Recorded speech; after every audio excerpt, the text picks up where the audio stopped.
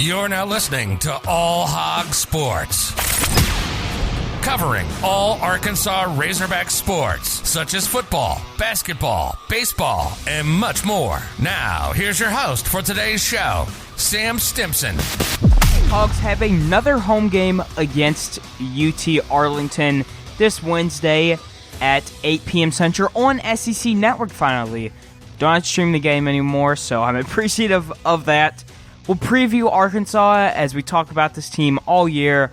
Really happy with what I've seen so far throughout these first two games with the roster management and the amount of production we've seen from guys like Vanover, Smith, Jalen Tate. So many guys on this team are very talented. We'll talk about that. And then also preview UT Arlington a little bit, and then as always get into my prediction. But anyway, if you like what you're hearing, please leave a 5-star review on the show and follow all my social medias at All Hog Sports Pod. You can find that on Twitter, Instagram, Facebook, anywhere really. Now for the Arkansas Razorbacks. A lot of new faces on this roster as normal. Brought in 11 new guys on this team, 10 of them being scholarship guys, and it's really interesting because this is not something like Arkansas has done. Normally we get in-state prospects and just kind of work from there. So you bring in all these grad transfers, all these in-state guys, lots of talent on this team. The starting lineup has kind of been finalized throughout the season a little bit. Obviously, we didn't know going into the season. Lots of predictions everywhere. But the starting five against North Texas that worked the best, and it seemed to be efficient because we kept an 8-man rotation with this starting five of forward Connor Vanover, forward Justin Smith, guard Desi Sills, guard Moses Moody, and guard Jalen Tate. Really talented guys all over the starting five. Connor Vanover is a great defender, averaging 12 rebounds a game. And he's also proven he can shoot the ball and be an offensive guy as well. If you look at the Mississippi Valley State game, where he was leading the team in points that game, he's proven to be a guy that can get rebounds, getting 16 rebounds against North Texas. And he's 7'3", makes it easy. He's a great shooter, talented guy all over the court. Really good to have him in the starting five. And as Musk said, there's really no reason to take him out if he's performing. Forward Justin Smith was the leading scorer against North Texas. I thought he played really well against them. And he's kind of been able to improve on a lot of things that wasn't so good in Indiana, like his shooting. A lot of Indiana fans were not really too happy with that. And then he comes to Arkansas, and Musk works with his coaching staff, and he improves. So really good stuff from the coaching staff, but more importantly on Justin Smith to make that guard Desi Sills. He's now starting this year, and he's been really good as a leading scorer for the Razorbacks through those two games, 16.5 points per game, and the most impressive number is he is 70% from the floor. And he's a really smart shooter from what I've seen. He knows when it's his time to make a shot. He knows when it's his time to pass the ball. He knows when it's his time to drive in or take a step back. Really smart shooter and takes shots where he needs them, passes it if not. And he's a really good teammate as well, as he's been on this team for multiple years compared to all these guys. He's the only guy on this team that returned that is actually getting playing time. Ethan Henderson really hasn't been getting that much. So for him to start is really nice. I just think he brings that stuff that Musselman likes because he's been with the program for longer and all. But really smart shooter, and you see a lot of these guys coached by Eric Musselman are like that. Desi Sills, just a prospect of that, really. And he's really slept on, in my opinion. A lot of people don't talk about him being one of the most talented shooters on this team, but I would say he might be like a top 3 shooter. And the thing is, on this team, there's so many good guys on the offensive side, on the defensive side. It's all there for the Razorbacks, so it's really hard to compare. I mean, you have 10 guys who could be playing in other SEC schools and starting. You know, if you look at the top 10, I guarantee you at least 7 or 8 of those guys would be on starting lineups throughout the SEC. So just the amount of talent that this team has is really nice, and it's kind of refreshing to have that after last year. It felt like it was a miracle if we got a rebound, but this year, Vanover just gets there, gets the rebound, and it works out for us. Guard Moses Moody, though, hasn't been what people thought he was. In my opinion, he's just kind of get used to the NCAA basketball, get used to everything in the SEC, and then he's going to start heating up. I think he is going to go to the NBA draft and be a one-and-done just because of the amount of sheer talent he has. Really good free throw shooter, though, even though his shots haven't been falling. I would expect them to start falling sometime soon before SEC play, and a lot of Razorback fans are going to be impressed when that happens But guard Jalen Tate, he really hasn't put up a ton of points, rebounds, and actual stats, but he's a really good team player. If you look at outside the box score and his performance on the court, it's been really good for the Razorbacks. A lot of people don't talk about that and say, oh, maybe Robinson or somebody else should be playing there for him. But Jalen Tate's the right guy, really good team player, passes the ball around a ton, sets up plays for this offense. But the offense has been really good, 105 points per game, second in D1, 50% from the field. You really can't complain about that at all. A guy on offense who makes it easy like Vanover on defense is J.D. Note. He's a really good playmaker, leads the team in assists per game at 5, and he also can shoot drop-back threes where he steps back, sinks one, and the net, flips over upside down. For him to be from Northern Kentucky, not really a ton of media around him, he just kind of was on the down low. Really impressed in the red-white game. And this just shows you the amount of work that Eric Musselman has put in with these guys when they didn't have a year off. Like Note and Vanover had the year off because of the NCAA eligibility rule. They come back after that year, and they're playing really good ball. J.D. Note, great playmaker, great shooter, and really not much else you could ask for. And him coming off the bench was really good in North Texas, and I would expect that to continue here.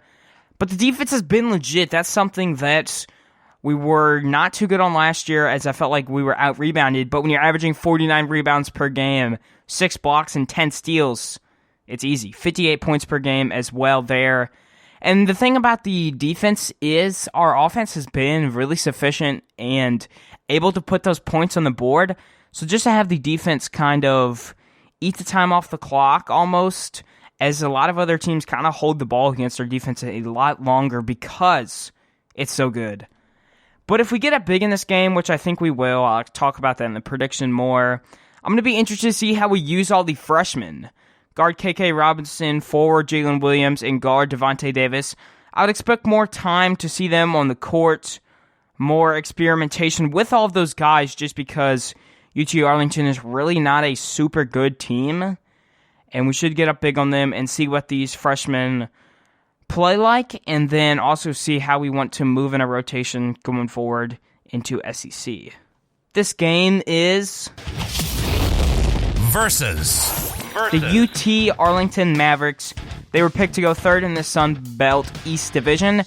And you might go, oh, why is there a Sun Belt East? I thought it was just Sun Belt. Well, this year, because of COVID-19, the Sun Belt made 2 little divisions, the West and East, and those are to minimize travel because of COVID. So pick third to go in the Sun Belt East. Take that as you'd like it. But the starting 5 for this team is forward Fridolin de la Cruz, and he will probably be fighting Connor Vanover under the board. He's only 6'7", but he leads this team in 6.7 rebounds per game. This team averages 42 rebounds per game. If you look at their rebounds, it's really split up between a lot of guys. So there's not going to be a guy that Connor Vanover is going to be fighting the whole night, but having him be so much taller than the main rebounder, De La Cruz, because De La Cruz is only 6'7", Vanover is 7'3". That is like 8 inches. I mean, that's just going to have every single ball go to the favor of the Razorbacks. Having a guy under center like that is lethal for the Razorbacks. But another guy is forward Patrick Muamba, guard Shahada Wells. Leading scorer on this team, 18 points per game. Pretty good shooter at 50% from the field. But another thing, he's only 50% from the free throw line. So if we get in a situation where we need to take a foul or something, I mean, there's just those times in basketball where you need to end a game winner. I doubt it'll come to that. But say that, he's lighting up and we need to play a little more aggressively defensively. It's not going to be horrible if you foul him because he's not been that good from the line. So I'd expect the Razorbacks to play a little more aggressive on him, as Eric Musselman puts in a ton of prep into the teams regardless of who they're playing. I don't feel like people talk about that enough, about what he does with this team. But guard Nicholas A. Lane and guard David Azori. Another guy on this team, guard Jordan Phillips. He's a former Arkansas guard freshman from 2018 to 2019, transferred when we hired Eric Musselman. Really didn't do much here, but this year he is 5 points per game, and he sees around 20 minutes a game. So for him to be back at the Bud is probably cool for him. Wish the best of luck to him at UT Arlington. But this UT Arlington team is way better defensively than offensively. so I wouldn't expect the Razorbacks to put up like 142 points like they did against MVSU, but I still think they're going to put up a clinic. Razorbacks are 8-0 all time. This is another team where we should be dominating them in the series. We were undefeated against North Texas. I actually had a typo in that. I looked up the football record instead of the baseball one there. That's my bad. We are 15-0 against North Texas, now 16-0, but 8-0 against UT Arlington and won in 2016 and 2018 most recently. It's time for Sam's prediction. Sam's prediction. I got the Hogs taking it home 91-58. I guess keeping it at home then. I think Moses Moody's going to get it going for the Razorbacks, and people are going to see why he is touted to be an NBA draft prospect.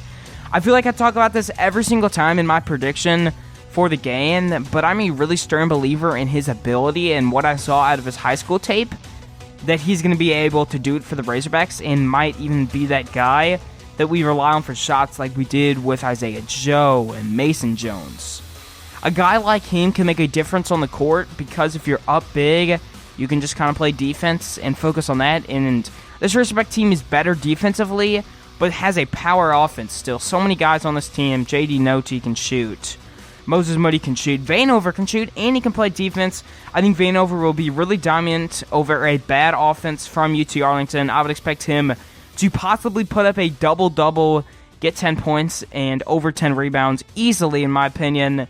I think we'll see a 10-deep rotation for this game as well. I feel like Muss wants to experiment. I feel like that'll be more in the second half, especially if we pull away early. It'll be an easy dub, though. It's going to be a good night for Razorback fans. And we'll enjoy it and leave feeling pretty good about this team and this win. In my opinion, Razorbacks get that one. But this week's schedule on All Hog Sports Podcast Wednesday is a preview of the Missouri football game. Arkansas was rescheduled due to COVID-19 to December 5th to take on the Missouri Tigers at Columbia. And then Friday, I will be recapping this game against UT Arlington and then previewing our next matchup at Lipscomb.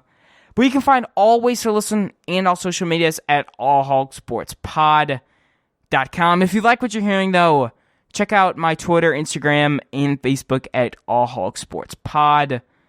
And as always, Whoopig! That's all for today's episode of All Hog Sports with Sam Stimpson. Make sure to stay tuned for the next episode covering all Arkansas Razorback sports. If you enjoyed today's episode, please subscribe and leave a 5-star review on Apple Podcasts. Follow us on social media too. On Twitter and Instagram at All Hog Sports Pod. Like on Facebook at All Hog Sports and Arkansas Razorbacks Podcast. And on YouTube at that same name. Thanks for tuning in to today's episode. Go Hogs!